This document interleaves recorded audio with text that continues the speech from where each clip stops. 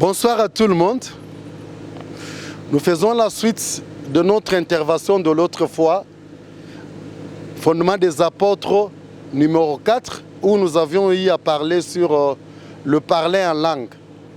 Nous avons effectivement réussi certaines de nos réactions qui voulaient en sorte que nous puissions donner une suite par rapport à là où on s'était arrêté. Et nous venons pour répondre. Effectivement, le dossier est devenu très intéressant parce que plusieurs, ils se sont rendus compte qu'ils sont en train de parler une langue dont ils ne connaissent pas l'origine, mais lorsqu'ils entrent dans la Bible, si nous suivons les enseignements sur le parler en langue, l'enseignement ne nous amène pas dans ce genre de pratique. Ça veut dire de s'exercer dans cette langue-là qui n'est pas intelligente, qui n'est pas intelligente, qui est dépourvue de tout le sens. Le cours est bébé, la langue qu'on fait parler aux gens. J'ai eu des questions. La première question, c'était celle de savoir si nous disons que cette façon de parler n'est pas le parler en langue. Si ce n'est pas le parler en langue, on nous pose maintenant la question, alors c'est quoi? Si nous répondons en fait c'est quoi, ils nous disent comment cette façon de faire les choses a été introduite dans les milliers des églises ou dans les milliers des enfants de Dieu. Pendant toute cette période, l'Église ne s'est pas rendue compte que cette pratique-là n'était pas tracée dans la Bible comme parler en langue. Avant d'aborder les deux préoccupations qui m'ont été demandées, j'aimerais d'abord vous donner une précision. J'aimerais vous expliquer en pratique encore une illustration biblique de là où notre Seigneur a parlé en langue et que ça demandait l'interprétation de ce qu'il a dit pour que nous arrivions à comprendre le sens. Comme dit 1 Corinthiens 14, le parler en langue, c'est une question de sens. 1 Corinthiens 14, verset 11. Que nous puissions comprendre le sens de ce que lui a tenu comme propos. Dans Matthieu 7, 19, Jésus-Christ est en train de dire, tout arbre qui ne produit pas de bons fruits, cet arbre sera coupé et jeté dans le feu.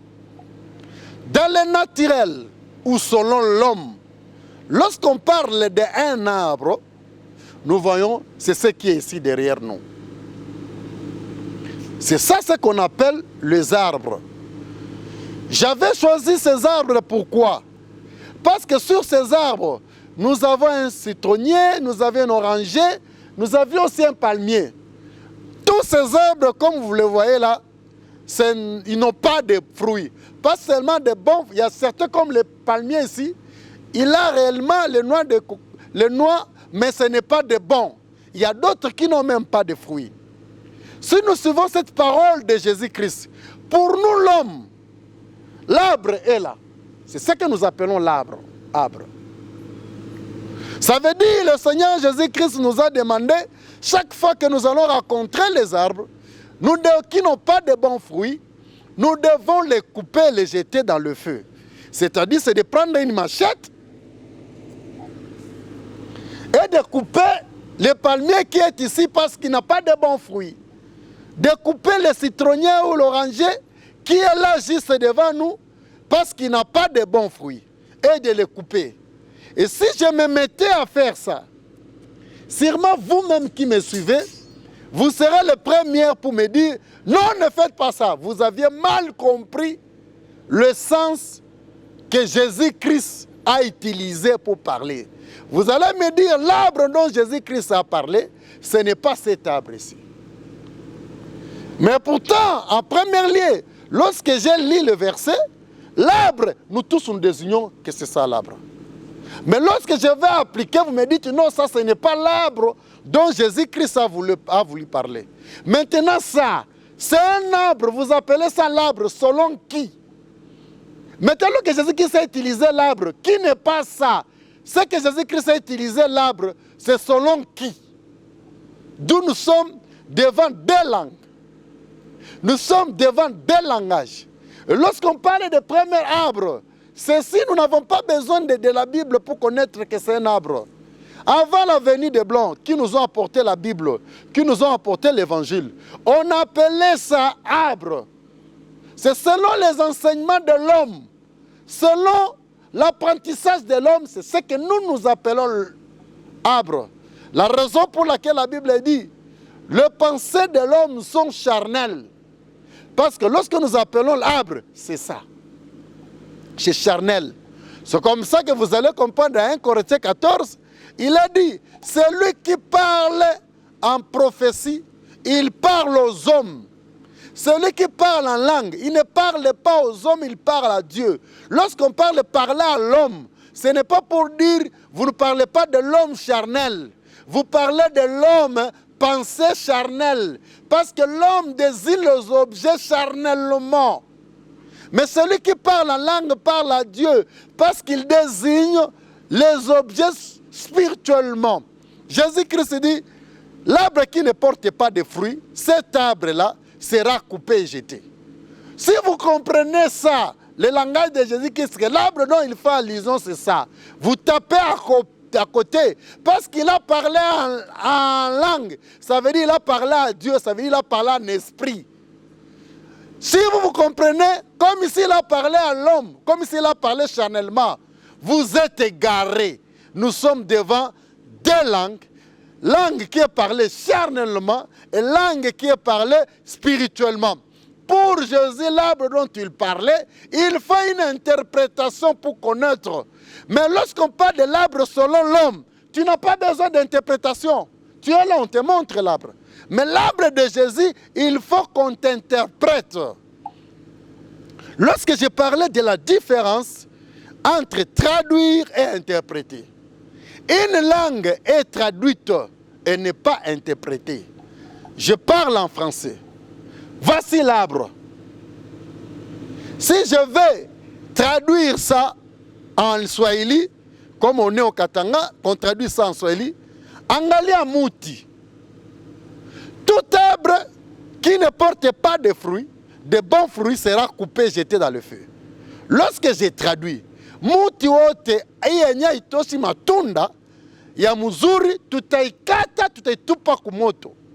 J'ai traduit ce qui a été dit en français, mais malgré ça, même en Swahili, celui qui vient d'attendre ça en Swahili, oh, il faut qu'on lui donne l'interprétation pour qu'il comprenne ça. Pour qu'il comprenne ça. Malgré que la chose ait été traduite, la phrase est traduite en Swahili, même celui qui a entendu la chose en Swahili, pour qu'il comprenne ce que Jésus-Christ a dit, on doit l'interpréter, qu'il comprenne l'arbre que Jésus-Christ a dit là-bas, n'est pas cet arbre. Il faut qu'on m'explique au Swahili que ile muntu Jésus-Christ anasema muti, haina hii muti. La différence entre la tradition et l'interprétation. La tradition, on est en train de remettre les choses littéralement, les objets, dans une autre langue pour qu'on arrive à voir l'entendement. Mais l'interprétation, c'est le sens des objets utilisés qu'on est en train d'interpréter pour que quelqu'un ne comprenne pas seulement l'objet, mais qu'il comprenne le message qu'on veut dégager. Et c'est ça la différence de parler en langue et parler en intelligence. Celui qui parle en langue doit être interprété. C'est-à-dire, ce n'est pas que celui qui le suit ne l'attend pas dans sa langue. Il peut être qu'il attend ça dans sa langue, mais il n'arrive pas à comprendre la personne qui parle. Il n'arrive pas à comprendre le sens des objets désignés par la personne qui parle. Parce que la personne qui parle en esprit. C'est en esprit qu'il révèle les mystères. Il ne parle pas charnellement. C'est pratiquement ça l'explication entre les deux différences. Si Koura Baba Santara Barabarabara n'est pas une parler en langue, finalement c'est quoi? Dans la Bible, on parle aussi des langues étrangères et des langues inconnues. Les langues étrangères et les langues inconnues, ce ne sont pas des langues extra-humaines. Ce sont des langues utilisées par des humains, mais qui n'est pas connues par tout le monde. Celui qui ne connaît pas cette langue la langue parlée par l'autre constitue une langue inconnue. Par exemple, je suis avec en face de moi un anglophone. Moi, je suis un francophone. Lorsque l'anglophone parle, il parle en anglais. La langue, l'anglais, pour moi, l'anglais, c'est une langue inconnue. C'est une langue inconnue. Pour que je comprenne ce qu'il dit, il faut qu'on puisse traduire l'anglais en français. Good morning. Good morning en anglais et en français devient bonjour. Je n'ai pas besoin qu'on m'interprète pour connaître le bonjour. Là, on a traduit. Celui qui parle anglais, pour moi, parle une langue inconnue parce que moi, je ne connais pas la langue et je n'entends pas la langue. Maintenant, prenons le cours à Baba Santé. Si c'est une langue, ça veut dire que je n'entends pas. Donc, ça doit être constitué et tomber dans les lots des langues étrangères ou des langues inconnues. Ça veut dire, pour que je puisse attendre cette langue, il faut qu'il y ait quelqu'un qui traduit la langue. Pas qui interprète, mais le parler en langue, on interprète.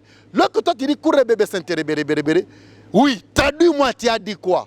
S'il n'y a pas la traduction, ça veut dire ce n'est pas une langue. Le courre bébé sans traduction, ce n'est pas une langue. Parce qu'apôtre Paul est en train de préciser. Il y a plusieurs langues chez le milieu des humains. Il n'existe aucune langue qui est dépourvue de sens. Personne ne peut venir vous parler une langue qui est dépourvue de sens. Toutes les langues sont pourvues de sens. Et lorsque moi je viens, je vous dis, si tu n'entends pas, celui qui parle doit traduire ce qu'il dit. Et si lui aussi ne sait pas attendre ce qu'il dit, ça devient que ce qu'il dit là ce n'est pas une langue. Par exemple, je suis là, je m'imagine. Je dis pata pata pata patata. Et j'appelle que c'est une langue. Je dois me rabaisser, je dois être trivial, parce que c'est une question. Je dois me rabaisser, je dois être trivial pour que réellement vous arriviez à me comprendre. J'ai dit ta pata pata pata. Ça ne sera jamais une langue si ce que moi j'ai dit là ne peut pas être traduit. Si je vous dis pata pata pata, c'est dans ma langue, ça veut dire comment tu vas. Le pata pata pata devient une langue. Lorsque quelqu'un te dit courre bébé bébé, toutes ces articulations doivent être traduites et être comprises pour que cela soit appelé une langue. Quant à la question de savoir si ce n'est pas une langue, si ce n'est pas le parler en langue, en réalité, en fait, c'est quoi? La réponse, ce n'est pas le parler en langue et ce n'est même pas aussi le parler, ce n'est pas non plus une langue. N'étant pas une langue, c'est quelque chose qui a été fabriqué et qu'on vous a injecté dans les milieux chrétiens. Vous parlez dont vous ne connaissez pas l'essence, dont vous ne connaissez pas la profondeur. C'est une question de mouvement, c'est une question de masse. Et ça traversé à travers le temps et vous l'appliquez. Le mal est que vous attribuez ça à la Bible faussement. Ce n'est ni le parler en langue et ce n'est pas non plus une langue parce qu'elle est dépourvue d'intelligence et de sens. Donc c'est quelque chose qui a été amené dans le foulé de la masse et ça a traversé le temps et par habitude les gens commencent à appliquer ça. Si ce n'est pas une langue, si ce n'est pas le parler en langue, son impact maintenant dans l'église, au fait, c'est quoi? C'est un élément de distraction. D'ailleurs, nous avions aussi suivi et entendu, les gens nous ont dit, cette langue-là, effectivement, les uns, ça, je n'ai pas de preuves, je dis c'est que les témoignages que nous attendons. Lorsque les gens entraient en contact avec des esprits, lorsque les gens entraient en contact avec des idoles, dans les maisons de fétiches et dans des maisons de la sorcellerie, ils utilisaient toujours une langue, ils utilisaient toujours des expressions ne constituant pas une langue. La personne qui passe aux cités de service au pays des féticheurs était exposé à atteindre le féticheur, utilisait des articulations de ceci que lui ne comprenait pas. Le féticheur peut tourner, il parle aux idoles. Et puis il revient vers vous, il dit que les esprits ont dit comme ça, ou encore il vous dit, les ancêtres ont dit ceci. Cette langue l'intéressait, n'a pas entendu, et c'est lui qui avait l'opportunité de parler cette langue, appelons ça comme ça, c'était le féticheur. Donc, si nous prenons cette historique et cette pratique dans les milliers de féticheurs, nous pouvons conclure que c'est une langue de féticheurs, de magiciens, qu'on a amené dans les milliers des enfants de Dieu. Une langue qui mettait les féticheurs et les magiciens en contact avec des esprits qu'on a mis ça aux enfants de Dieu pour que ça soit accepté au milieu des enfants de Dieu. On a dit aux enfants de Dieu faussement que cette langue, que cette dernière, c'est ça ce que la Bible a parlé, le parler en langue. Et pourtant, il n'en est pas une. Et que c'est une fausseté qu'on a injectée au milieu des enfants de Dieu. Nous demandons aux enfants de Dieu d'être prudents. Je sais que l'habitude fera en sorte que vous ayez la difficulté d'accéder et de comprendre le message que nous vous donnons. Mais du moins, la parole de notre Seigneur, la parole de notre Seigneur n'est pas une habitude. La parole de notre Seigneur, c'est un enseignement. Vous ne pouvez pas prendre la chose par habitude. Nous devons prendre les choses par enseignement. C'est lui qui vous amène une langue qu'il appelle le parler en langue. Il faut le confronter car 1 Corinthiens 14 est clair ainsi que précis par rapport à ça. Nous ne pouvons pas non plus aussi terminer cet enseignement ou conclure l'enseignement sans donner le conseil que l'apôtre Paul nous a donné. Parce que dans la pratique, dans les églises, ils font les choses sans suivre le conseil de celui qui enseignait sur le parler en langue. Qu'est-ce qu'il a dit? Que le parler en langue, c'est une pratique qui ne doit pas être rendue publique. Parce que cette pratique-là rend ceux qui sont, apôtre Paul les a appelés le peuple ou les étrangers au message, fait en sorte que ce que nous faisons, nous sommes des barbares et que nous les exposons dans la confusion. Apôtre Paul est en train de donner le conseil. Même dans les assemblées, il dit, si vous n'avez pas l'interprétation dans votre parler en langue, gardez silence. Ne parlez pas connaissant le danger. Si vous essayez de parler en langue, dans l'assemblée, il y a tout le monde et qu'il y a un étranger, il y a un converti qui est là. Comment ce dernier dira Amen? Nous allons à la sortie de l'assemblée. Le monsieur sera dans la confusion totale sans comprendre même le sens et le pourquoi. C'est comme ça que vous voyez, j'ai un exemple qui peut facilement vous faire rire. Permettez-moi de vous raconter, mais c'est un fait qui a existé dans les milliers des assemblées. Il y a un monsieur, un frère, qui avait invité un musulman. De toute son existence, de toute sa vie, il ne s'est jamais rendu dans une assemblée chrétienne. Ces derniers, les deux, ils sont allés à l'église en plein culte. Le pasteur, lors des demandes des offrandes, le pasteur va demander à une sœur de prier et de faire une prière à Dieu pour les offrandes qui devaient être déposées. La sœur va commencer à faire la prière, mais elle a fait la prière en langue. Et elle dit, Seigneur, tu es l'agneau.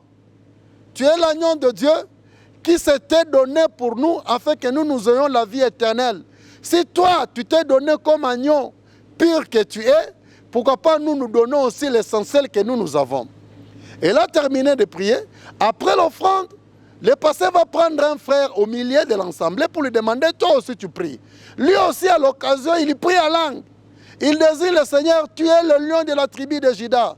Nous venons de déposer les offrandes. Et toi, tu es notre roi. Tu es le véritable lion. Et personne ne peut nous attaquer. Les pasteur ne connaissaient pas que le frère qui était venu était musulman, que c'était pour la première fois.